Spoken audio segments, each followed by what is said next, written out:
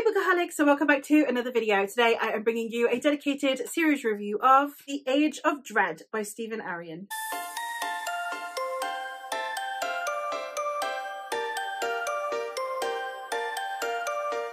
The Age of Dread is a sequel series to The Age of Darkness, which I have a dedicated review for, and it consists of Mage Born, Mage Fall, and Mage Bane. As a sequel series, I would recommend that you check out The Age of Darkness first. It is a trilogy of almost companion novels that are all different subgenres, but they are all epic fantasy, and I think that if you don't read that series before you read this one, despite arguably being a self-contained series, I think you would be missing a lot of context clues, and I don't think that you would potentially be as invested in the world, characters, or stakes if you haven't read the previous trilogy first. This series in particular is different to its predecessor in the sense that this one is a traditional trilogy with a beginning, middle, and plot, and this one follows on from the events after the Age of Darkness. I will try my best not to spoil Age of Darkness if you have not read that trilogy. I will try and review this one on its own, but obviously where this starts off is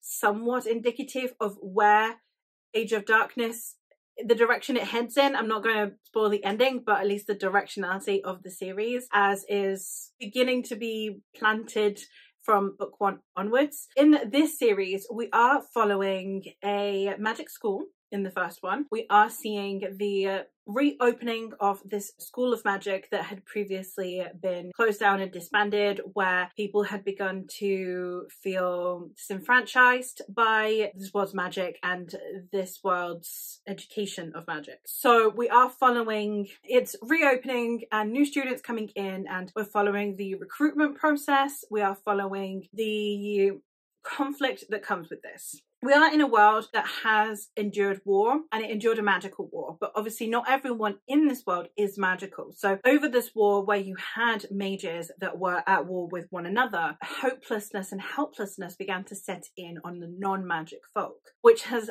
over the course of time led towards distrust, hatred, fear towards anyone with magic.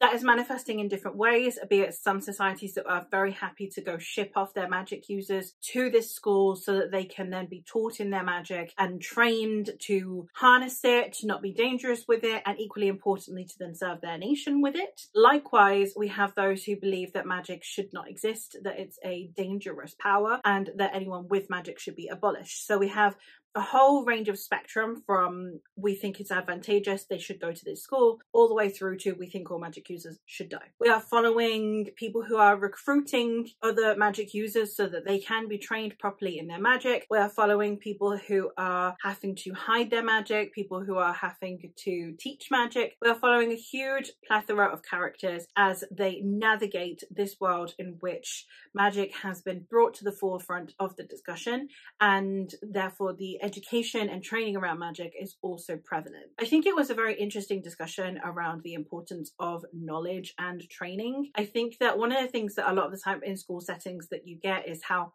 important getting an education is, and I think that really came forth in there as like how important being trained and being taught and information is. And I think also the way that this particular school works is that it is by newer magic users, people who don't necessarily adhere to more arcane ideals when it comes to training and education of magic, which I think is very important in a story like this. I think you need that level of nuance of out with the old, in with the new, but also the problems that can come with that and how different groups of people will react to that. I think that all of that was fantastic because a lot of the time you don't really get the politics side of education.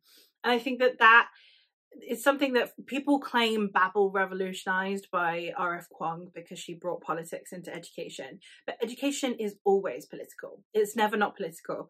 So having a book, well, the first book at least, that tackles with the politics of education and what that means, I think was done really well. Obviously, it escalates past that point and it comes to a head. We have all of these conflicting views about magic, magic users, and their right to exist all coming to a head. I think that it was handled in a really fascinating way, in a really unique way, because the escalation is gradual. It's not just, well, this one thing happened and now we're all going to battle, and you have reticence to fight, to conflict. We're not people who are just like, actually, I really, really know that it will be advantageous for me to go to war, so I'm going to push for war when it's only teetering on it. No one wants a war. They've already had a war. So it's how much reticence there is to flame a conflict or to confront a conflict, and to see how much of it can just fizzle out. And a lot of things that were tackled in here are things that you kind of see only briefly in fantasy were actually at the forefront in this series, and I think that was handled magnificently. The characters, we have some new characters and we have some returning characters.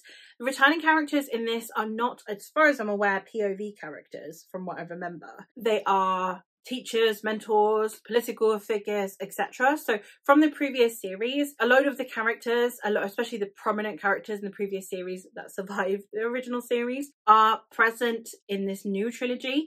So as I said, hence why I think Age of Darkness is kind of a necessity before this one, because you know who these people are, you know what they stand for, you know what they're doing and what they've done, and I think that was really important. Some of my favourite characters from the original trilogy are prominent in this series, which I really appreciated, but having the new lens cast on it and having characters that you've been observing be observed by someone else is also fascinating, and someone who, you know, as the decades have gone by, maybe thinks that this person is out of touch, or that this person, their suppositions of this person because it's not someone they've interacted with, and then you know who they are and what they stand for, I think was really well done. So I really appreciated that part of the story, because I think it really brought to life the remnants of the world, all of the things that we hadn't seen, and the repercussions of things from the original trilogy are being put to the forefront in this one through a completely new lens and a new cast of characters, while still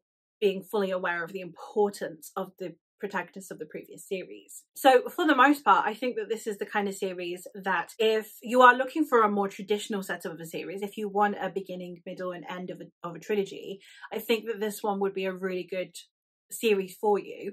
I think I liked Age of Darkness a tiny smidge more because of its unique format, in the sense of it being 3 books that all interconnect and that have overlapping values, or we have overlapping characters or whatever, but they each had their own distinctive subgenre that I think were handled really, really well. So I like the uniqueness of that one, but this one is a fantastic follow-up, because a lot of the time when you end a series, then you know that there should be repercussions that would continue in the decades or even centuries to come, and I think that this series did that really well. I do like sequel series. I just think that it really adds a bit more.